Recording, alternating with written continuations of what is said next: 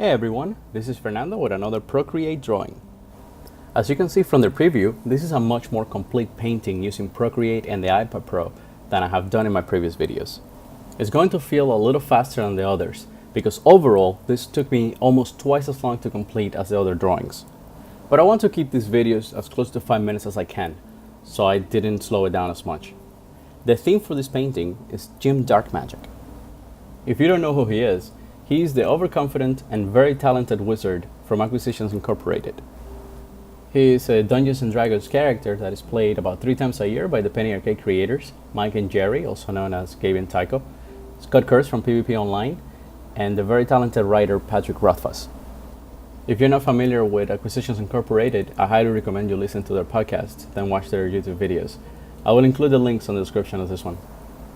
In this scene, Jim is relaxing on an idyllic valley after his unicorn teleported him away from battle while his party was left behind neck deep in trouble. I felt this encapsulated Jim's character perfectly, since he's selfish and has a penchant for flair and showing off his prowess with magic. As for the painting itself, I started with a loose blue sketch as usual, created a new layer on top of that, and went over it with clean black lines. Once finished cleaning up the line work, I turned off the blue sketch layer, I created another layer, set it to multiply, then rendered the shadows also in black. Working with layers makes cleaning up mistakes very easy. As you will see over and over, I create a new multiply layer for every element I'm shading.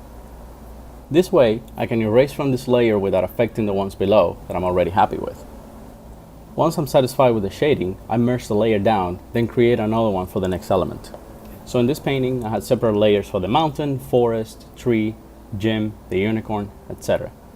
Once I finish shading it all, I merge them all together into a single shadows layer, and then I set it to multiply if it's not already. An important thing to keep in mind when working this way is to always erase when you mess up instead of blending using white. To soften the shadows, I blend them using a smudge tool in Procreate that is similar to the one in Photoshop. I like this tool in Procreate because it works out of the box almost as good as my highly custom Photoshop one. The reason you want to avoid traditional blending by picking up the different shades of gray with the paint dropper is that once the layer is set to multiply, if you want to recolor it using something other than black, the lighter gray areas will change the colors below it.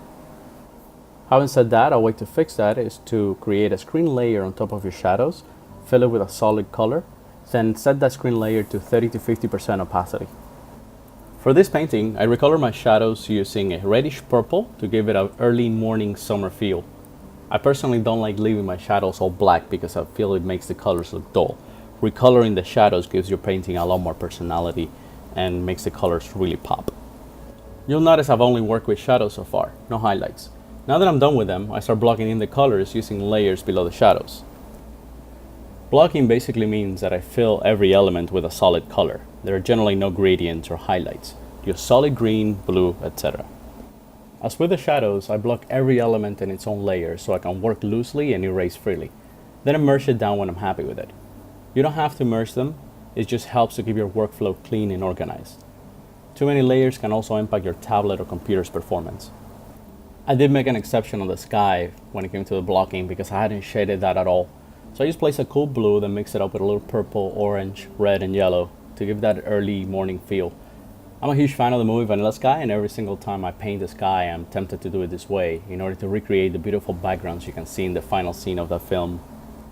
I'm starting to do highlights here. Once again, these are done on their own separate layers. Unlike the blocking, the highlights are done on top of the shadows layer. I actually want to go over some of the shadows sometimes. Our eyes just capture how light bounces off different things in the world. So when you paint, you're really just recreating light flowing over everything, a little like water. You do have to keep in mind that distance, different materials, and things like that affect how much something reflects or absorbs light, but at the end of the day, painting is all about light and how it affects the world around us. The layers and workflow that I'm using for this painting are different from my other videos. I am always exploring new ways of working, especially ways of working faster while improving the quality of my finished product. This particular workflow is based off Nicola. He's a great Italian digital artist and I highly recommend you check out his work. I'll include the link to his ArtStation profile in the video description. I'm almost done with this one. Once the highlights are finished, I just go over the whole thing, fixing or adding details on a normal layer on top of it all. As always, I create an add layer on top of all the others, fill it with a single color, and lower its opacity to 5 to 30% depending on the painting in order to tie it all together. This was a lot of fun to work on. I love Acquisitions Incorporated. It's the reason I got into tabletop gaming in the first place, which in turn has driven me to draw tokens and portraits for Roll20. I also had a blast doing my first full painting on the iPad Pro, although it was so many sessions and took so long that I may do more character design videos with the occasional full painting thrown in here and there in the future. If you enjoyed this demo, please give it a thumbs up and subscribe to the channel. Every subscription and comment motivates me to make more of these. I also welcome feedback, so feel free to contact me if you have any questions or comments. My social media profiles are in the description below. Thanks for watching.